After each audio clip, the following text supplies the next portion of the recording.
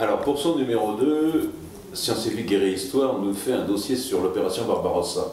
Or, l'opération Barbarossa, il y a déjà eu 50 dossiers sur cette question dans toute la presse de Militaria depuis des années. Donc, on sait déjà tout sur cette question, non? On sait tout. On sait beaucoup. On ne sait probablement pas tout, notamment sur les origines politiques et diplomatiques. Là, je pense que c'est un des gros chantiers qui reste ouvert aujourd'hui. On sait beaucoup de choses au niveau militaire, mais je doute fortement que le public français en sache tant que ça, précisément parce qu'il a été abreuvé pendant longtemps par une certaine historiographie qui tombait en pâmoison devant les exploits de la Wehrmacht. Et ce que nous allons essayer de faire, c'est de cerner en 26 pages les raisons d'un paradoxe énorme. C'est que la Wehrmacht a en effet accompli une campagne fulgurante qui a détruit l'armée rouge en 3-4 mois. Il ne reste plus rien de l'armée rouge qui s'est alignée le 22 juin aux frontières, environ à la fin octobre. Ils ont pris près de 3 300 000 prisonniers, ils ont détruit un matériel gigantesque qui représente 4 à 5 fois les stocks qu'avait l'armée allemande, et pourtant,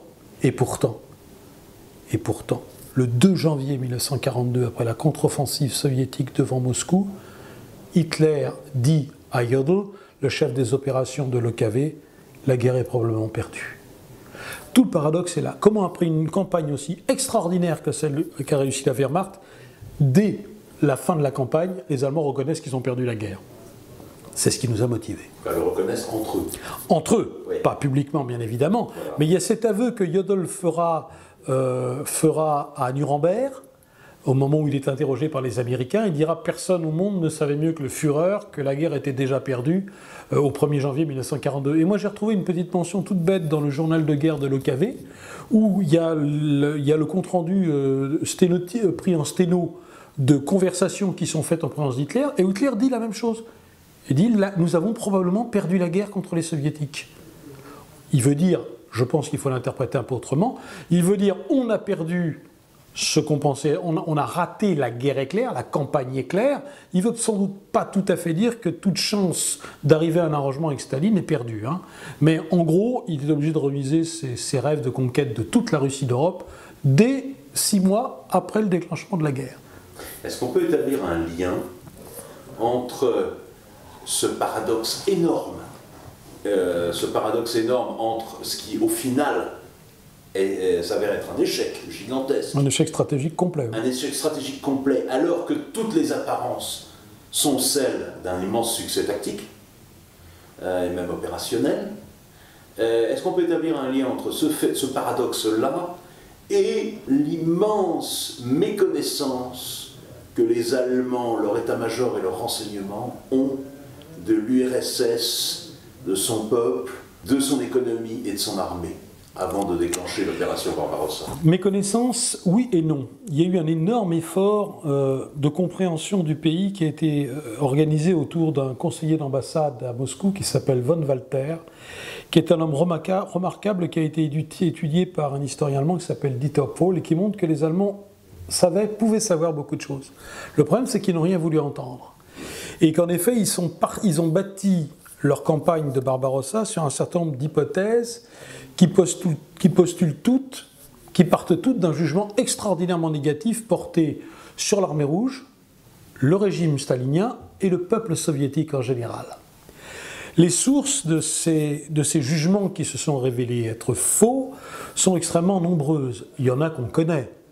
La misérable prestation de l'armée rouge contre la Finlande, par exemple, a montré à Hitler que on avait là une armée qui était... Qu'est-ce que c'est que cette armée qui, à 1 contre 3, n'est pas capable de venir à bout de la minuscule Finlande? C'est un peu court comme jugement, parce qu'ils auraient dû analyser un peu plus finement. Mais les Allemands se sont contentés d'écouter les rapports de ces deux... Il y avait deux sections de renseignement qui avaient été envoyées auprès de Mannerheim et qui interrogeaient les prisonniers soviétiques qui avaient été pris par les Finlandais. Et ces prisonniers soviétiques décrivaient un véritable chaos dans l'armée rouge, des problèmes de commandement absolument considérables, et les Allemands n'ont retenu que cela. Ça, c'est une première donnée. Il y a une deuxième donnée, c'est au moment du partage de la Pologne en septembre 1939, quand la Wehrmacht rencontre sur le fleuve Bug l'armée rouge. quand ils se sont partagés la Pologne le 17 septembre, les 2 brigades mécanisées soviétiques qui arrivent sur le Boug sont dans un état épouvantable. Elles sont totalement dépenaillées et Guderian qui est là a une impression calamiteuse de ces soldats et de cette armée. Il aura une réunion spéciale avec Hitler où il lui expliquera sa très mauvaise impression et ça a tellement marqué le Führer qu'il en parlera encore jusqu'à la veille de Barbarossa. On en trouve un écho dans le journal de Goebbels. Il est certain que c'est quantité négligeable. Il y a une chose qui est très curieuse quand même, c'est que les Soviétiques ont remporté une victoire absolument extraordinaire et étonnante contre les Japonais au mois d'août 1939 aux confins de la Mongolie, la fameuse bataille de Khalkhin-Gol, qui aurait quand même dû mettre la puce à l'oreille aux Allemands, en leur montrant que dans l'armée rouge, il y avait des chefs compétents, Zhukov, et qu'il y avait un matériel de premier ordre. Mais la Mandchourie, la Mongolie, c'est loin. L'ambassadeur allemand à Tokyo n'a pas fait son travail alors qu'il aurait eu les moyens, par ses contacts en Chine nationaliste, de savoir ce qui s'était passé. Bref, rien n'est arrivé à Berlin sur cette chose qui aurait dû quand même mettre la puce à l'oreille des Allemands. Et puis il y a un fonds qui est un fonds culturel peuple aux Allemands, propre aux Allemands, qui est une des facettes de la vision stéréotypée qu'a le peuple allemand du peuple russe, parce que c'est plus compliqué que ce que je vais vous dire maintenant, mais en gros, pour les Allemands, ce peuple russe, il est culturellement inférieur. Ce qu'il a eu de grand, les grands moments de son histoire, c'est dû à des arrivées de colons germaniques ou à des souverains d'origine germanique comme la Grande Catherine. Ça, c'est un vieux fond qui s'est réactivé à ce moment-là. Pour l'Allemand, le Russe, c'est un sauvage, en fait. Un véritable sauvage.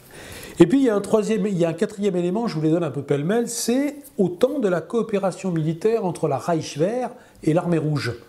Dans les années 20 jusqu'en 1933, vous le savez, suite aux accords de Rapallo, les Allemands ont eu la possibilité d'entraîner sur blindés et sur avions un certain nombre d'équipages dans le nord de la Russie et du côté de Kazan.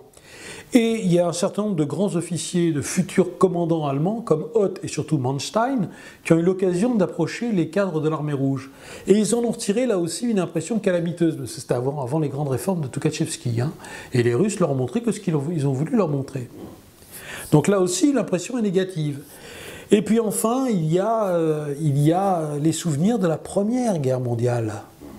Cette armée tsariste qui n'a jamais fait le poids, qui s'est rapidement désagrégée. Ce système de transport ferroviaire qui n'a pas été capable de concentrer suffisamment vite l'armée russe. Ces usines de guerre qui s'arrêtent au bout de 6 mois faute de courant électrique. Ces troupes qui se retrouvent sans balles ni munitions, qui sont péniblement ravitaillées par les Alliés. Tout ça forme un peu le background culturel et historique des généraux allemands et les amène à se forger un jugement qui est globalement négatif.